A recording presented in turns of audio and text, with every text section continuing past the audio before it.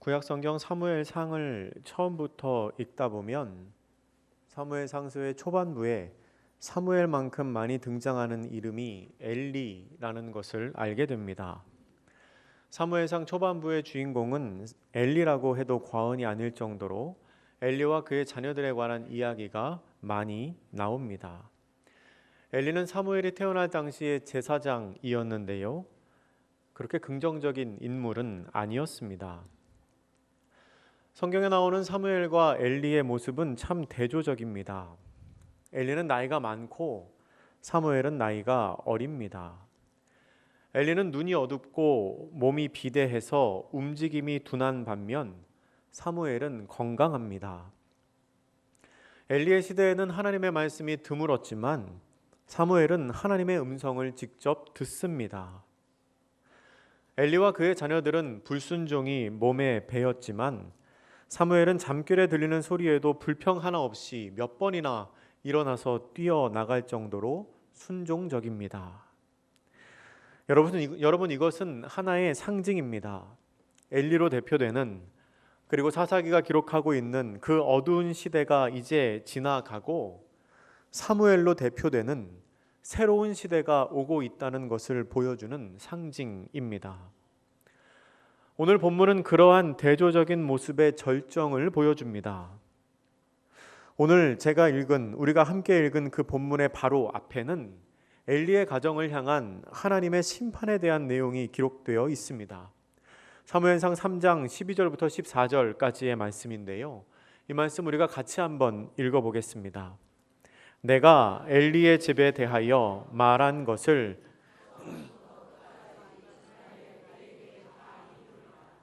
내가 그의 집을 영원토록 심판하겠다고 그에게 말한 것은 그가 아는 죄악 때문이니 이는 그가 자기의 아들들이 저주를 자청하되 금하지 아니하였음이니라. 그러므로 내가 엘리의 집에 대하여 맹세하기를 엘리 집의 죄악은 제물로나 예물로나 영원히 속죄함을 받지 못하리라 하였노라 하셨더라. 아멘. 우리가 지금 읽은 것처럼 하나님께서는 엘리의 집을 영원토록 심판하시겠다고 하십니다. 엘리의 가정은 이제 망했습니다. 그 집에는 더 이상 소망이 없습니다. 그런데 오늘 본문 19절은 이렇게 시작합니다. 사무엘이 자라매. 엘리의 집은 망했지만 사무엘은 자라고 있습니다. 하나님께서는 새로운 사람 사무엘을 자라게 하시고 그를 통해서 새로운 시대가 열리게 하실 것입니다. 하나님께서 사무엘을 어떻게 사용하실까요? 우리 본문 19절 전체를 같이 한번 읽어보겠습니다. 사무엘이 자라매 여호와께서 그와 함께 계셔서 그의 말이 하나도 땅에 떨어지지 않게 하시니. 아멘. 여러분 이 말씀이 참 대단하지 않습니까? 사무엘이 자라는데 하나님께서 그와 함께 계셔서 그의 말이 하나도 땅에 떨어지지 않게 하셨다는 겁니다. 그의 말이 하나도 땅에 떨어지지 않게 하셨다는 것은 그가 말하는 모든 것이 다 하늘 보좌에 상달되었다는 말입니다. 이 말씀을 세번역 성경으로 보면 그 의미가 더 명확합니다. 제가 이 19절 말씀을 세번역 성경으로 읽어드리겠습니다. 사무엘이 자랄 때에 주님께서 그와 함께 계셔서 사무엘이 한 말이 하나도 어긋나지 않고 다 이루어지게 하셨다. 아멘. 여러분 이게 얼마나 놀라운 말씀입니까? 주님께서 그와 함께 계셔서 사무엘이 한 말이 하나도 어긋나지 않고 다 이루어지게 하셨다는 겁니다. 하나님께서 사무엘이 하는 그 모든 이야기를 하나도 놓치지 않고 다 들으셨고 또한 다 들어주셨습니다. 정말 부러운 이야기입니다. 개인적으로 저는 성경에 나오는 그 어떤 사람보다 성경에서 이런 평가를 받은 사무엘이 정말 부럽습니다. 하나님의 일을 한다고 하는 사람으로서 내가 말하는 모든 것이 하나도 땅에 떨어지지 않고 하나님께 상달되었다는 것은 상상만 해봐도 정말 기분 좋은 일입니다. 그런데 사무엘이 그랬다는 겁니다. 바라기는 이 자리에 계신 모든 분들도 오늘 본문의 사무엘처럼 말하는 모든 것이 땅에 떨어지지 않고 하늘 보좌에 상달되는 은혜를 받아 누리시기를 축복합니다. 그렇다면 과연 사무엘이 어땠길래, 사무엘이 어떤 사람이었길래 하나님께서 그의 말을 모두 들어주셨을까요? 여러분, 하나님께서는 우리가 기도한다고 해서 우리가 기도한 그대로 그 모든 것을 다 들어주시는 분이 아니십니다. 이건 우리가 이미 다 경험하지 않았습니까? 여러분, 기도하실 때 하나님이 그대로 다 들어주시던가요? 아니요, 그렇지 않으십니다. 또한 하나님께서는 자기 마음에 드는 사람의 기도라고 해서 무조건 다 들어주시는 분도 아니십니다. 선한 사람의 기도라고 해서 다 들어주시고 악한 사람의 기도는 전혀 들어주시지 않고 그런 분 아니십니다. 아이가 울고 조르고 뗐으면 어쩔 줄 모르고 아이가 해달라는 대로 다 해주는 부모도 있지만 하나님께서는 그런 아버지가 아니십니다. 보통 하나님은 달라고 하는 대로 다 주시지 않습니다. 또한 하나님께서는 우리가 하나님의 뜻과 다른 것을 구할 때 우리의 기도를 듣고 자신의 뜻을 돌이키시기보다 많은 경우에 하나님의 뜻대로 우리의 기도를 바꾸시는 분이십니다. 그렇게 생각해 보았을 때 사무엘의 말을 하나님께서 모두 들어주셨다는 것은 이 사무엘이 하나님께 구할 만한 것을 구했다는 뜻이 됩니다. 하나님께서 들어주실 만한 것, 하나님께서 듣고 그대로 행해 주실 만한 것을 구했기 때문에 하나님께서 사무엘의 모든 간구에 응답하셨다는 겁니다. 여러분, 이게 언뜻 생각하면 되게 쉬운 것 같고 또 어떤 분은 들으시고 에이 그게 뭐야? 라고 하실 수도 있지만 사실 그렇게 하는 것도 쉬운 게 아닙니다. 해마다 11월이 되면 대학에 진학하기를 원하는 사람들이 대학 수학 능력 시험을 봅니다. 보통 우리가 수능 시험이라고 부르는 그 시험입니다. 이 수능 시험이 1993년도에 1994년 대학 입학 수험생들을 대상으로 처음 시험이 시작되었습니다. 93년에 시작되었습니다. 그런데 이 수능 시험에 처음으로 만점자가 나오는 것이 1999년 수능이었습니다. 오승은이라는 분이 수능 사상 첫 번째 만점자인데요. 수능 점수가 발표되고 나서 수능 시험 사상 만점자가 처음 나왔다는 소식이 들려서 기자들이 이분을 인터뷰하러 갔습니다. 기자들과 인터뷰를 하는데 이런 대화를 했다고 합니다. 기자가 물었습니다. 어떻게 만점을 받을 수 있었습니까? 만점을 받으신 비결이 뭡니까? 그 질문을 들은 오승은 양이 당시에 뭐라고 대답을 했을까요? 뭐라고 대답했을 것 같으세요? 어떻게 만점을 받을 수 있었습니까? 그랬더니 그분이 이렇게 대답을 했답니다. 모르는 문제가 없었습니다. 모르는 문제가 없었어요. 여러분, 이게 참 대단하면서도 이게 너무 확실한 비결 아닙니까? 모르는 문제가 없는데 어떻게 틀립니까? 그런데 여러분, 이 사무엘의 기도를, 사무엘의 말을 하나님께서 모두 들어주셨다는 것도 우리가 같은 관점에서 볼 수 있지 않을까요? 사무엘은 하나님께 구할 만한 것만 구했습니다. 구할 만한 것만 구했기 때문에 하나님께서 그의 모든 기도를 들어주셨다는 거지요. 이게 쉬운 것 같지만 사실 쉬운 일이 아닙니다. 왜냐하면 그렇게 하나님께서 구할 만한 것만 구하기 위해서는 먼저 하나님의 마음이 어떠한지를 잘 헤아려야 하기 때문에 그렇습니다. 어떤 사람이 내가 이제부터는 들어주실 만한 것만 기도해야겠다라고 결심을 하더라도 그가 하나님의 뜻을 잘 알지 못한다면, 하나님의 마음을 헤아리고 있지 못한다면 그는 무엇을 구해야 할지를 모를 것입니다. 하나님의 마음을 잘 알아야 그 마음에 합한 기도를 할 수 있습니다. 결국 사무엘은 하나님의 마음을 잘 아는 사람이었고 하나님의 마음에 합한 사람이었기 때문에 하나님께서 그의 구하는 모든 것을 이루어 주셨다는 것입니다. 우리도 이런 사람들이 되면 좋겠습니다. 그저 무작정 하나님 내 기도 다 들어주세요. 하나님 나에게 이것이 필요하니까 이걸 꼭 주셔야 해요 라고 기도하는 것이 아니라 내가 지금 구하고 있는 이것이 하나님께서 뜻하시는 바와 일치하는지를 늘 생각하고 내가 기도할 때 하나님의 뜻대로 구하는 자가 해달라고 간구한 후에 하나님의 마음에 합한 기도를 하는 저와 여러분이 되시기를 바랍니다. 그렇게 하나님의 은혜를 받은 사무엘에게 하나님께서는 한 번 더 말씀으로 자신을 나타내십니다. 오늘 본문의 21절 말씀입니다. 같이 읽겠습니다. 여호와께서 실로에서 다시 나타나시되 여호와께서 실로에서 여호와의 말씀으로 사무엘에게 자기를 나타내시니라. 아멘. 같은 21절 말씀을 세번역 성경은 이렇게 기록합니다. 제가 읽습니다. 주님께서는 실로에서 계속하여 자신을 나타내셨다. 거기에서 주님께서는 사무엘에게 나타나셔서 말씀하셨다. 아멘. 하나님께서는 계속해서 사무엘에게 자신을 나타내시고 또한 반복해서 자신의 뜻을 사무엘에게 말씀하셨습니다. 이것도 참으로 놀라운 하나님의 은혜입니다.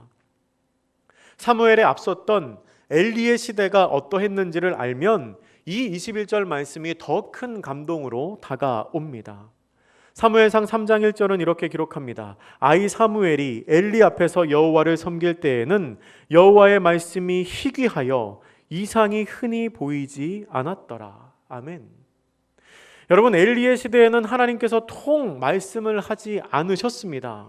말씀이 희귀해서 이상이 흔히 보이지 않았던 시대였습니다. 그러면 왜 하나님이 말씀을 하지 않으셨을까요? 하실 말씀이 없으셨을까요? 아니요, 그렇지 않습니다. 제가 어떻게 그렇지 않다는 것을 확신하냐면 당시 하나님의 말씀이 희귀하다고 기록한 이 1절의 내용이 바로 아래에서 곧 번복이 되기 때문에 그렇습니다. 3장 1절에서 여호와의 말씀이 희귀하다고 하는데 그 바로 밑에 있는 사무엘상 3장 3절 4절은 이렇게 기록합니다. 여러분 성경을 보시면 정말 바로 아래에 있습니다.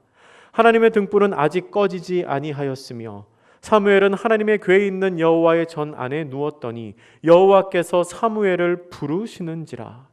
그가 대답하되 내가 여기 있나이다 하고. 아멘. 여호와의 말씀이 희귀하여 이상이 흔히 보이지 않았던 그 시대. 그래서 사람들이 생각하기에 하나님께서 요새 별로 하실 말씀이 없으신가 보다 라고 생각했던 그 시대에 하나님께서는 다른 사람도 아닌 성전에서 자고 있던 아이 사무엘을 부르십니다. 여러분, 이게 뭘 의미할까요? 하나님께서는 할 말이 없으셨던 게 아니라 말할 만한 사람이 없어서 말씀을 못 하신 겁니다.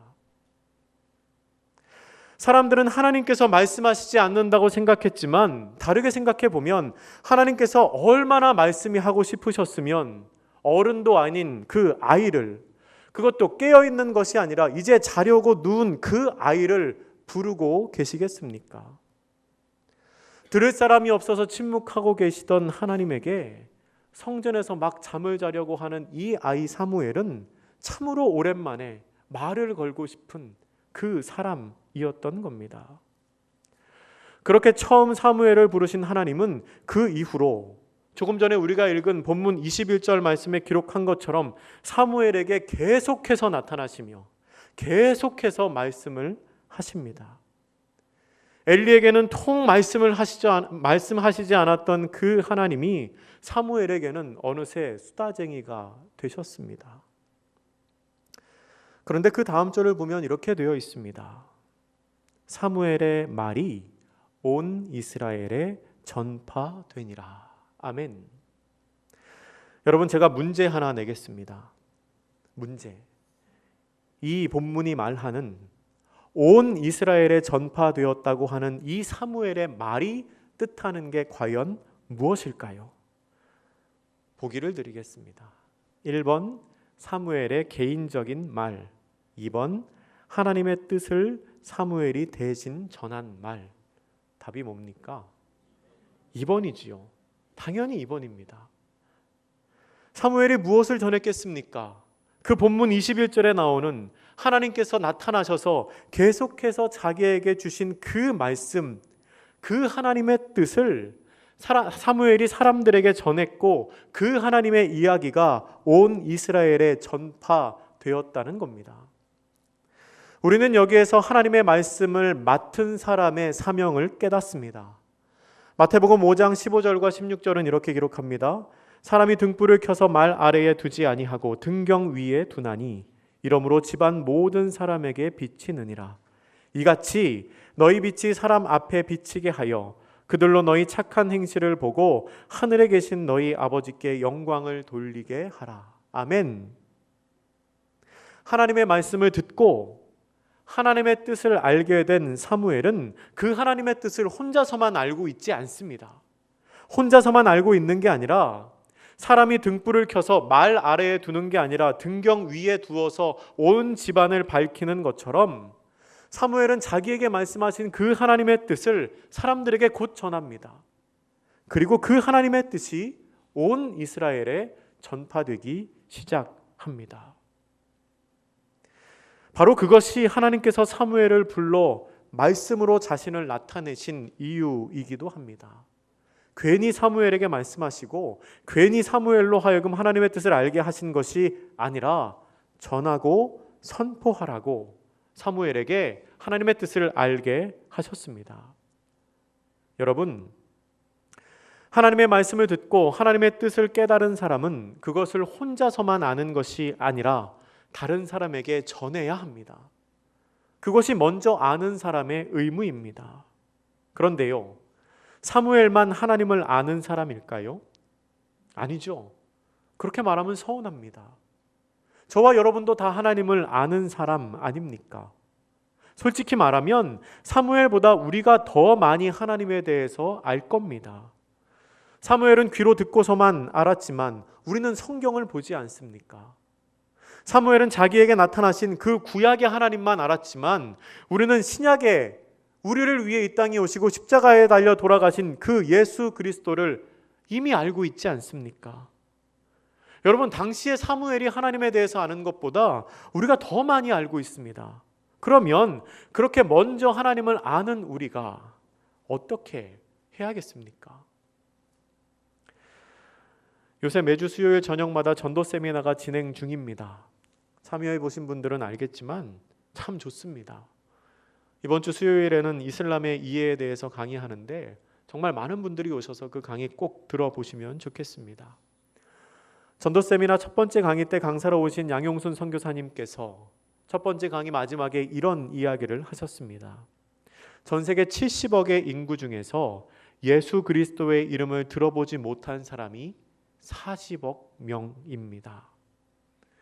어떤 사람들은 일주일에 수십 번 예배를 드리지만 어떤 사람들은 평생 한 번도 예배를 드리지 못합니다. 어떤 사람들은 우리를 위해 십자가에 달려 돌아가신 그리스도를 알고 재림 예수를 기다리지만 어떤 사람들은 초림하신 예수님도 모릅니다. 라는 이야기를 하셨습니다. 우리에게는 너무도 당연한 것이 어떤 사람에게는 평생에 한 번 경험할 수도 없는 일이라는 겁니다. 그렇게 예수님을 모르는 사람이 듣고도 거부하는 것이 아니라 아예 예수 그리스도의 이름을 평생토록 듣지 못하는 사람이 지금도 있다는 겁니다.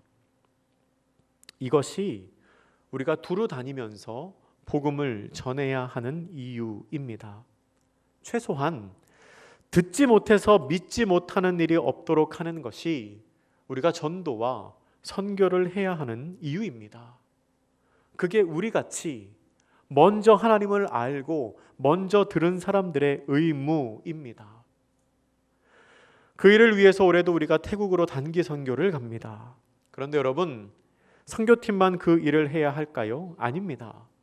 그 일은 우리 모두가 같이 해야 하는 일입니다. 우리가 다 하나님을 아는 사람이기에 각자의 삶의 자리에서 우리가 감당해야 하는 일입니다.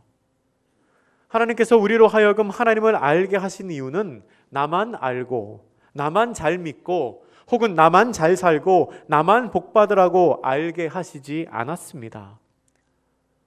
사무엘이 하나님의 말씀을 듣고 그 말씀을 전해서 온 이스라엘에 하나님의 뜻이 전파되었듯이 우리로 말미암아 이 전주 지역에 예수님을 모르는 내 이웃에게 그리고 우리가 가야 할 그 태국 땅에 하나님의 말과 하나님의 뜻이 전파되어야 합니다. 말씀을 정리하겠습니다. 오늘 우리가 읽은 본문은 사무엘의 사역이 시작되는 것을 보여주는 본문입니다. 하나님께서 사무엘과 함께 계셔서 그의 말이 하나도 땅에 떨어지지 아니하였고 사람들은 그의 모습을 보며 사무엘이 여호와의 선지자로 세움받은 것을 알게 됩니다. 그리고 사무엘은 하나님의 뜻을 사람들에게 전파합니다. 이러한 사무엘의 사역의 시작, 이러한 사무엘의 모든 사역의 시작이 어떻게 표현되냐면 사무엘이 자라매 라는 두 단어로 압축돼서 묘사가 됩니다. 여러분, 이 짧은 표현에 얼마나 무궁무진한 가능성이 숨어 있는지 느껴지십니까? 사무엘이 자라매. 이 짧은 표현에 얼마나 커다란 소망이 있는지 좀 느껴지십니까? 우리도 훗날 이런 평가를 받는 사람들이 되면 좋겠습니다. 저를 예로 들어서 말하면 이렇게 되겠지요. 주정한 목사가 미담교회에서 자라매 하나님께서 그와 함께 계셔서 그의 말이 하나도 땅에 떨어지지 않게 하시니. 아무도 아멘을 하지 않으시고. 여러분, 제가 괜히 이런 얘기를 하는 게 아니고요. 저희 작년 몽골 단기 선교 중에 선교 팀원들끼리 둘러앉아서 서로 이야기를 하고 또 인터뷰를 하는 시간이 있었는데 그때 최지웅 전도사님께서 그런 이야기를 하셨습니다. 최 전도사님이 지난 몇 년간의 단기 선교에 직접 참여하지는 않으셨지만 이 선교 때 찍어온 영상을 손수 편집을 했습니다. 그래서 단기 선교 보고 영상을 만들어 주시곤 했습니다. 그리고 선교 영상에는 늘 선교 팀원들의 선교에 대한 소회 혹은 감상 그리고 느낌에 대한 인터뷰가 있습니다. 그것을 매년 보고, 그러니까 몇 년에 걸친 그 선교 영상을 보고 느낀 점을 작년 단기 선교 때 이야기를 한 겁니다. 이런 말을 했습니다. 단기 선교 인터뷰 영상을 볼 때마다 안타까운 게 있다. 내가 안타까운 게 있다. 그게 뭔가 하면 하는 말이 매번 똑같다. 성장하는 게 보이지가 않는다. 재작년에 했던 고민을 올해도 똑같이 하고 있다. 라는 이야기를 했습니다. 저도 당시에 그 말을 듣고 그렇구나 하면서 안타까워 했는데요. 여러분, 이번에는 우리가 좀 다르기를 바랍니다. 이번 단기 선교에 참여하는 모든 사람들에게는 이 선교가 여러분들이 잘하는 기회가 되면 좋겠습니다. 그래서 훗날 이렇게 말할 수 있게 되기를 바랍니다. 미담교회 청년 아무개가 태국 단기 선교를 통해서 자라매 하나님께서 그와 함께 계셔서 그의 말이 하나도 땅에 떨어지지 않게 하시니. 이렇게 고백하고 기억되는 단기 선교팀이 되기를 바랍니다. 그리고 또한 그런 성도님들이 되시기를 바랍니다. 사랑하는 청년 여러분, 그리고 성도 여러분, 하나님께서 그 시대에 사무엘을 불러 자신의 도구로 삼으셨던 것처럼 지금 이 시대에는 우리 미담교회와 사랑하는 성도님들을 부르고 계십니다.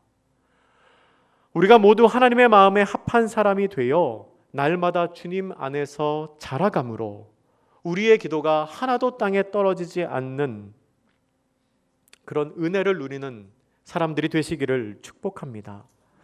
그리고 하나님의 뜻을 알고 그 하나님의 뜻을 다른 사람들에게 전파할 수 있는 사람들이 되기를 축원합니다.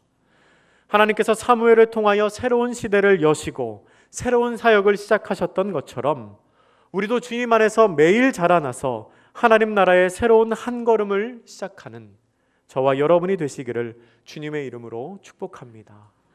기도하겠습니다. 사랑이 많으신 하나님, 주님의 이상과 말씀이 드물었던 어둡고 답답한 시대에 하나님께서 사무엘을 은혜 가운데 자라게 하시어서 그로 하여금 하나님의 뜻을 알게 하시고 전하게 하시는 것을 우리가 봅니다. 저희도 그렇게 날마다 믿음 안에서 자라감으로 하나님의 뜻을 알고 그 뜻을 전할 수 있는 사람들이 되게 하여 주시옵소서. 태국 단기선교팀과 그리고 청년들과 또한 모든 성도님들에게 함께 하시어서 그렇게 하게 하실 줄 믿고 감사드리며 예수님의 이름으로 기도드립니다. 아멘.